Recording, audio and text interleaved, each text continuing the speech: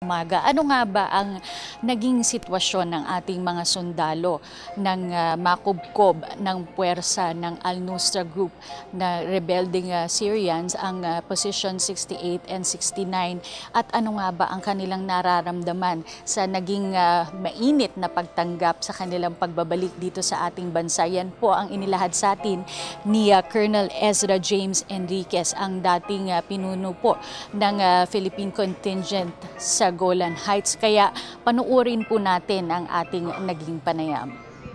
Colonel Enriquez, bilang dati pong National Contingent Commander ng 7th PCGH o Philippine Contingent in Golan Heights, kamusta po ang inyong naging karanasan doon? Ang peacekeeping ay isang bagong karanasan para sa akin. Ito ay ang ibang misyon. Ang misyon namin ay tingnan na ang agreement between Israel and Syria ay in place. Ang aming trabaho doon ay mag-observe, mag-report at ng mga violations upang mapanatili ang agreement between Syria and Israel. Suportado po ng ating mga kababayan, ang ating mga contingent doon, yung mga peacekeepers po natin sa kanilang nagawa na paglaban doon sa mga Syrian rebels. Ano po ang nararamdaman nyo na ngayon ay bibigyang parangal po kayo? Unang-una kami ay nagpapasalamat sa suporta ng sambayan ng Pilipino sa peacekeepers, sa kanilang mga panalangin sa aming safety and security. At we are more than honored to be given this itong parangal na ito ngayon. At dagdag po dyan, sir, ay alam po nating lahat na darating dito sa bansa ang si Pope Francis. Isa po, kasama po ang ating mga miyembro ng UN Peacekeepers na magbibigay seguridad sa Santo Papa. How do you feel about this? And ano pong paghahanda ang ginagawa ngayon?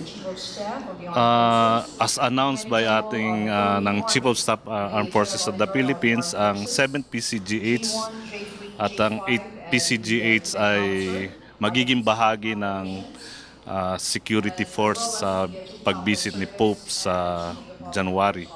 Ito na naman ay isang karangalan para sa mga peacekeepers na maging part ng pagsisecure upang masiguro ang kaligtasan ng bisita ni Pope dito.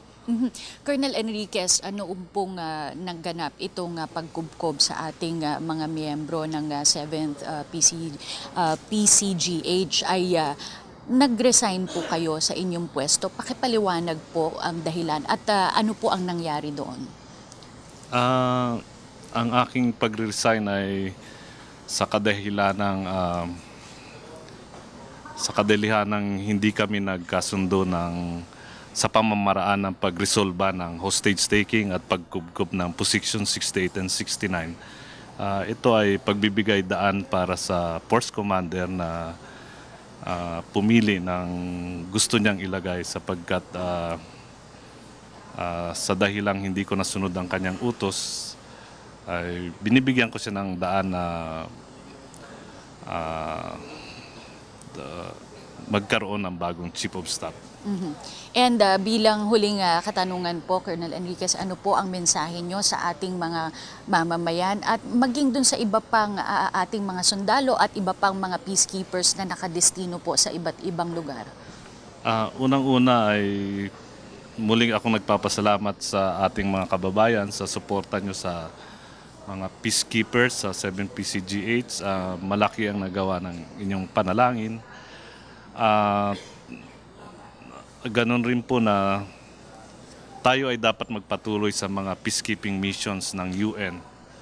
At napatunayan rin natin na ang mga sundalong Pilipino ay sa larangan din ng international peacekeepers and missions ay pwedeng patuloy na maglingkod, hindi lamang dito sa bansa, kundi sa buong mundo. Maraming salamat po sa inyo, Colonel Ezra James Enriquez, at mabuhay po kayo. Salamat rin.